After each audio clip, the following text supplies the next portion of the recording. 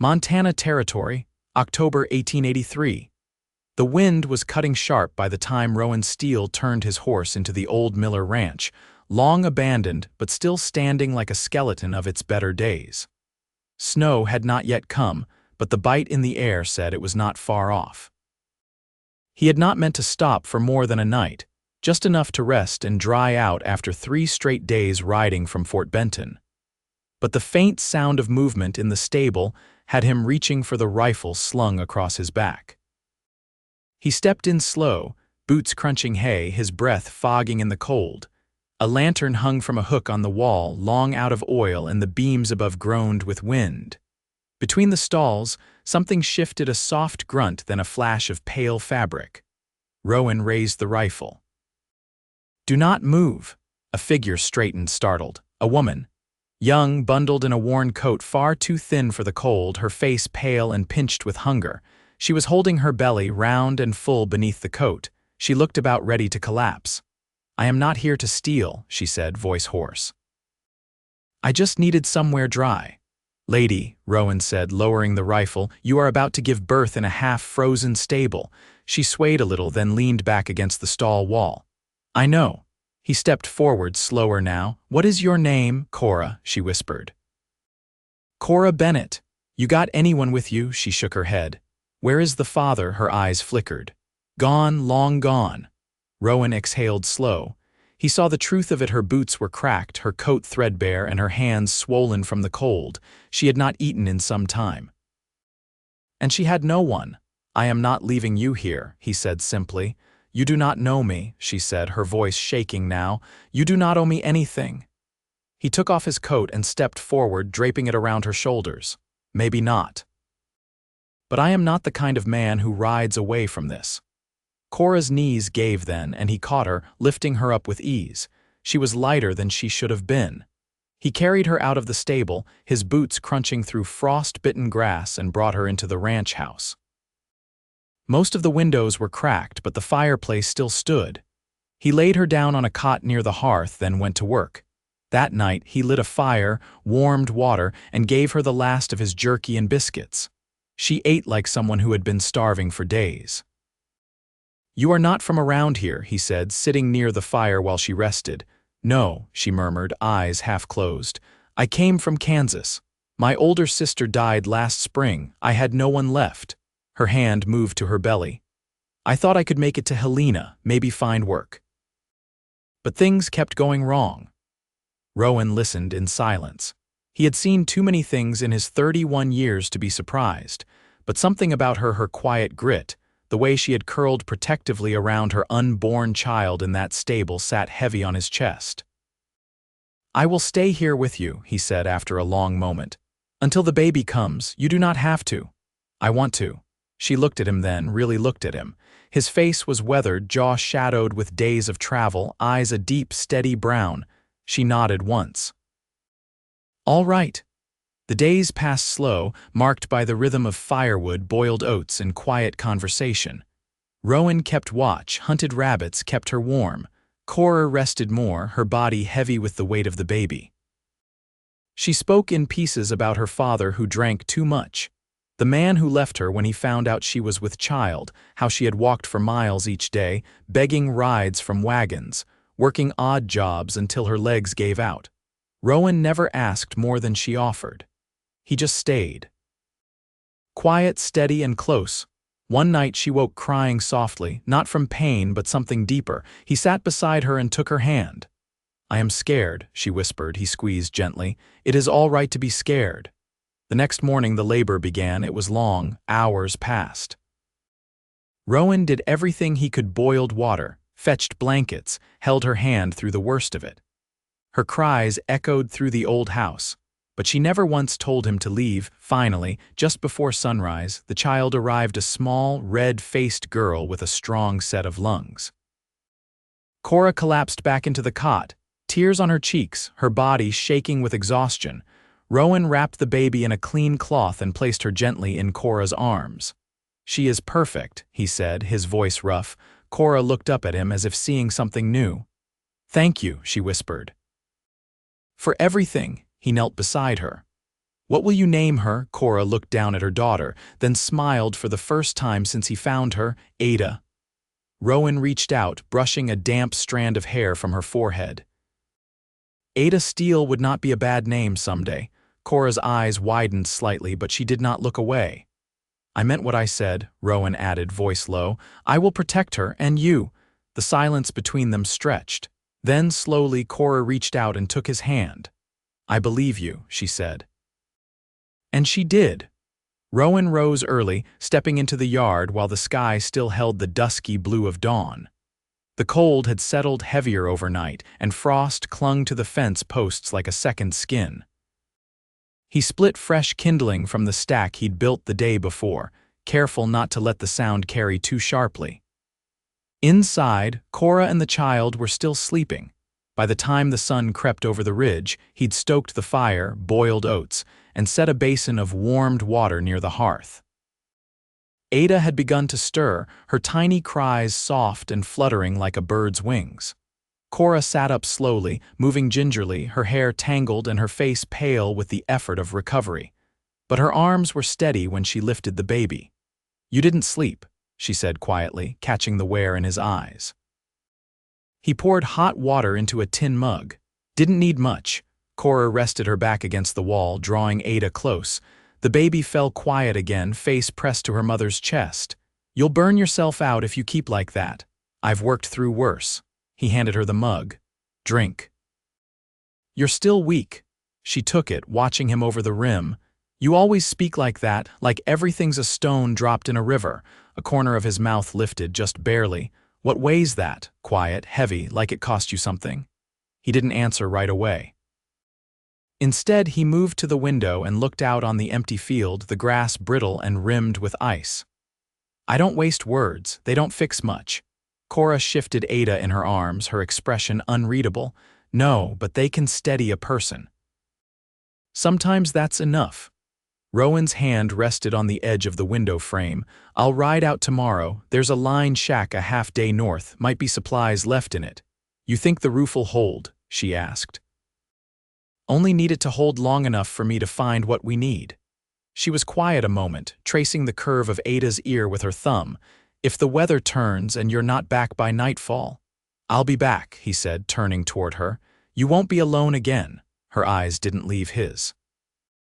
You speak like you've known what that feels like, he nodded once. I have. Cora looked down at Ada, who had fallen asleep again. What happened? His jaw tightened, and for a moment she thought he wouldn't speak. Then he crossed the room and sat across from her, his posture straight but not rigid. There were 5 of us. My brother and I ran cattle from Cheyenne to Bozeman, hired hands mostly. On the last drive, we ran into a band of men, deserters maybe. They took the herd, left 3 of us dead. My brother among them. She didn't speak, didn't reach for sympathy or comfort, just let the silence settle. I buried him in the Judith Basin, Rowan added, then rode north and didn't stop. Cora nodded, her voice low. That's why you don't say more than you need to.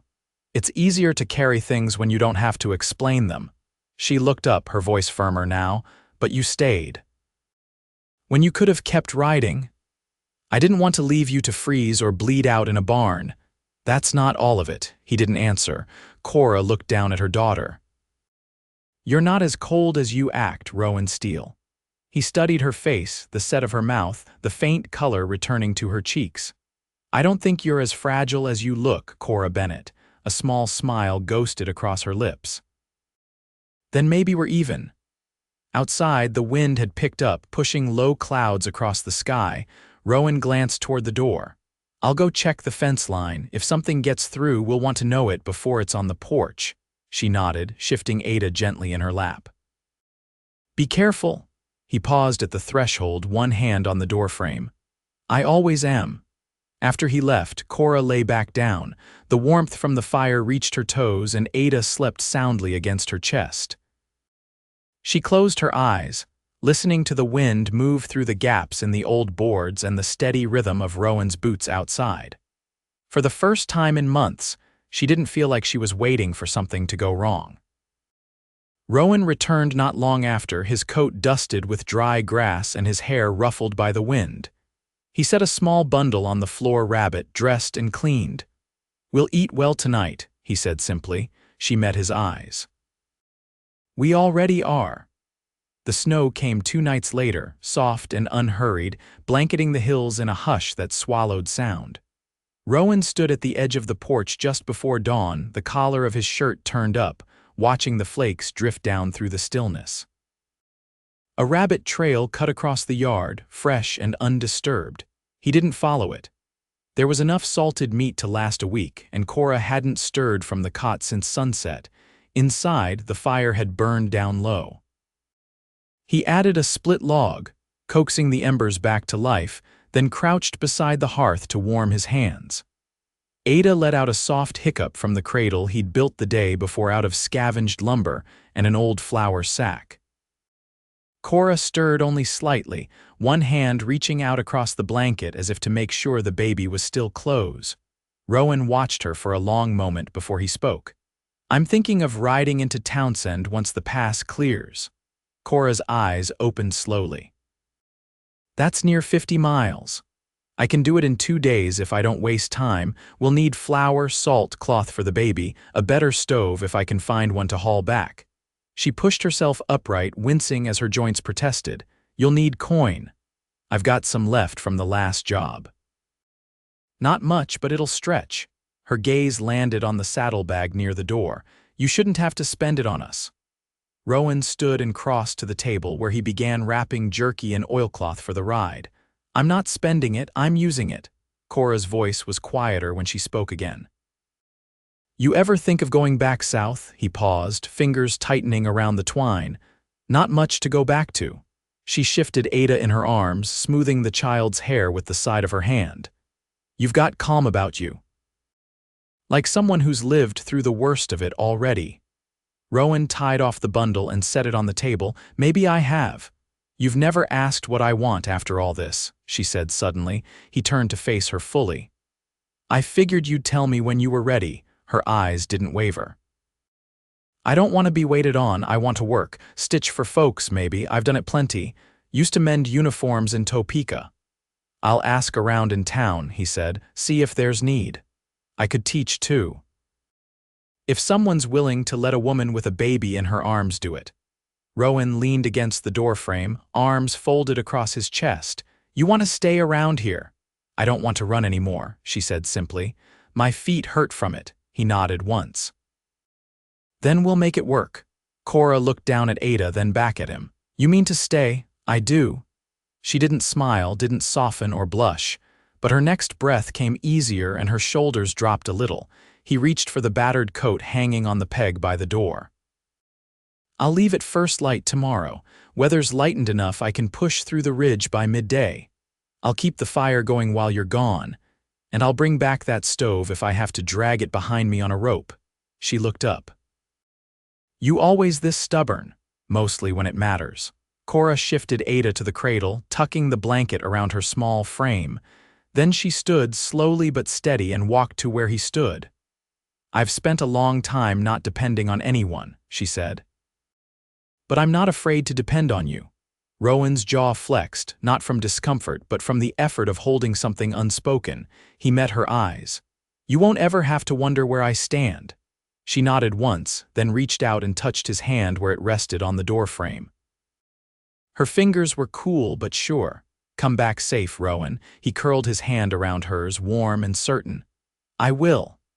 And when he left the next morning, just as the sky turned pale, she stood with Ada in her arms at the window, watching him ride into the snow. He didn't look back. But he didn't need to. She was already waiting for his return. Snow still clung to the earth, though the wind had quieted and the skies stayed clear. Cora moved carefully from room to room, her steps slow but measured. She'd taken to warming bricks near the fire and laying them beneath Ada's cradle before each sleep. The baby stayed content that way, tucked in against the chill. Rowan had been gone 4 days. She kept count with a notch on the edge of the hearthstone, not because she doubted him, but because she wanted to be standing at the door the moment he returned. She spent her hours mending seams in the few garments they had, boiling broth from the last of the bones and stitching muslin into cloths for Ada. Every task kept her from pacing. That evening, as dusk began to settle in, she heard hoofbeats. Not hurried, not strained, steady. She wrapped Ada snug and stepped onto the porch, lantern lifted high. Rowan rode into view with his coat dusted in dry snow and a pack slung behind the saddle. His jaw looked raw from wind and there was a new tear in his sleeve, but he sat tall. When he saw her, his shoulders eased like a man setting down a weight. "I didn't waste time," he said, dismounting. "I can see that," she replied, voice catching despite her calm tone. He tied the horse, then pulled the pack free and climbed the steps. "Got flour, lard, dried apples, and thread. Found a woman with too many chickens, traded her my old knife for 4. "You brought chickens," she said, incredulous. "They're in a crate out back. Thought we could use the eggs." She reached for the pack, but he held it firm. "You just had a child, Cora. Let me carry something." She stepped aside, the door creaking as she opened it. "Then come inside. It's warm." Once in, Rowan dropped the pack and crouched by the fire. Ada stirred in her arms, her face flushed with sleep. "She's filled out," he said, glancing up. "She's greedy," Cora replied. "Takes after someone." He let out a quiet huff. "I'll take that as praise." She sat down, shifting so Ada could rest against her shoulder. "Did you find what you needed for the stove?" Rowan pulled off his gloves. "Found one in a boarded-up cabin east of the depot. Cast iron. Needs brushing, but the legs are sound." "You took it." "No one's lived there in years. Roof half caved. Left a note in case someone wanders back." She tilted her head. "You always that particular about things?" "I don't like owing where I don't intend to give back." She was quiet a long moment. "That's a good way to be." He finally stood and moved to the cradle, touching the edge of the blanket. "I passed a parcel of land for sale, north of here. Couple acres, small stream, half cleared already." She watched him closely. "You thinking of buying it, if you wanted to live somewhere steadier than this?" Cora didn't answer right away. Rowan turned toward her. "It wouldn't be a gift. You'd help build it, fence it, raise the roof. I'd expect that." "I wouldn't want it if it wasn't mine too," she said. His voice dropped low. "Then it will be." The fire cracked, sending sparks up the flue. Cora rose then, walked to stand across from him. Ada shifted in her arms but didn't wake. Rowan's hand moved just slightly, not reaching for her but not retreating either. "I didn't think I'd have another chance at a life," she said, eyes steady. "Not after Kansas, not after the road." "You've got one now," Rowan said. "If you want it." She reached out and set her fingers lightly on his arm just above the torn sleeve. "I do." He didn't move closer. Just stood there, letting it settle between them like the last light of evening on snow, quiet, full and certain. Outside, the chickens rustled in their crate and the cold pressed at the window panes. But inside, the house held 3 heartbeats, warm and steady, and the first shape of a life being built. Rowan set the last stone into place at the base of the stove, his hands blackened with soot and iron dust. The stove had taken half a day to haul from the sled and another 2 to fit into the hearth corner. But it stood solid now, heavier than it looked, with a door that latched clean and a pipe that drew true. Cora stepped in from the back room, carrying a small wooden box of dried mint and sage she'd bundled herself from the slope near the creek. "You'll be warm through spring," he said, checking the seams along the pipe one last time. "Feels like the first thing that's meant to last," she said. "I'm not used to that." He straightened, brushing his hands on his trousers. "You will be." She looked at him for a long moment, then set the box on the shelf beside the hearth. "I started a letter to an old neighbor in Kansas. She might know where to find a woman who could bring a loom up this way." "For weaving?" Rowan asked. Cora nodded. "I had one once. Could make enough cloth to trade if I had the right tools again. It's honest work." He leaned against the wall, arms crossed lightly. "You ever think of hiring someone to help here if we get the land?" She tilted her head. "I thought you wanted quiet." "I do," he said. "But quiet doesn't mean empty. If we build something worth keeping, better to share it than guard it." Cora's brow furrowed in thought. "There's a Métis woman I met on the road, north of Judith Landing. She had strong hands and 3 boys. Said she was heading west to find steadier ground. You trust her. She fed me when I couldn't walk another mile. That's more than most. Rowan nodded. If you write her and she wants it, there's space here. Cora stepped closer, her voice gentle. You've changed since the day you found me in that stable. He met her gaze, steady. I haven't changed. I've just stopped standing still. The silence that followed was soft, not the kind that held back words, but the kind that made room for them. Ada fussed in her cradle, and Cora turned to scoop her into her arms. She rocked gently, murmuring low, and Rowan watched the 2 of them like he was still learning the shape of what they'd become. She's teething, Cora said. Chews on her fist all day. We'll cut a ring from cottonwood, Rowan offered. I saw a tree south of the fence line. Cora smiled faintly. You think of everything. He took a slow step forward, not careful, just sure. I think of you. She looked up at him, and something in her face shifted, something unguarded, something she hadn't let show since he first carried her out of the cold. I never thought I'd want a man's arms around me again, but I think I've wanted yours since you built that fire. Rowan's hand came up, brushing a loose strand of hair behind her ear. You have them if you want them for good. Cora reached up, her hand resting against his chest. I do. He bent his head and kissed her, slow and certain, with the kind of care that didn't rush. She leaned into it, letting her free hand rest at the side of his neck. When they parted, he didn't step back. Will you marry me, Cora? He asked. Her eyes shone, but she didn't cry. Yes, Rowan. Yes. They wed 2 weeks later in the clearing by the creek. The snow had melted back from the cottonwoods, and the stream ran fast and clear. A traveling preacher from Townsend performed the vows, and the Maidies woman Marie arrived the day before with her boys and a basket of cornbread. Cora wore a blue shawl she'd stitched herself, and Rowan stood beside her in a clean shirt, and his father's watch tucked in his breast pocket. They built their home on the northern parcel, near the bend in the creek. Rowan laid the timber, Cora raised the walls, and Marie helped plant the first rows of beans and potatoes. By summer, Ada was crawling across the plank floor, and Cora's loom stood upright beside the hearth. She wove cloth in the mornings and taught Marie's eldest his letters in the afternoons. Rowan fenced the pasture and traded with trappers passing through for salt and sugar. At night, they sat on the porch, Ada asleep in her cradle, and watched the moon rise over the hills. Cora would rest her head against Rowan's shoulder, and he would wrap his arm around her waist like he meant to hold her forever, which he did. They never spoke again of the men who'd left her behind or the brother he'd buried in the Judith. They didn't need to. What came before had shaped them, but it didn't own them. In time, they added 2 more children to the home boys, both with their father's steady eyes and their mother's quiet fire. The house grew with them, room by room, but the rhythm of their love never changed. It wasn't a grand life. But it was full, honest, held together by work, by warmth, by the kind of trust that never asked for proof again once it was earned. And when Cora looked at Rowan, even years later, she saw not the man who found her in the dark, but the one who stayed beside her when the sun came up.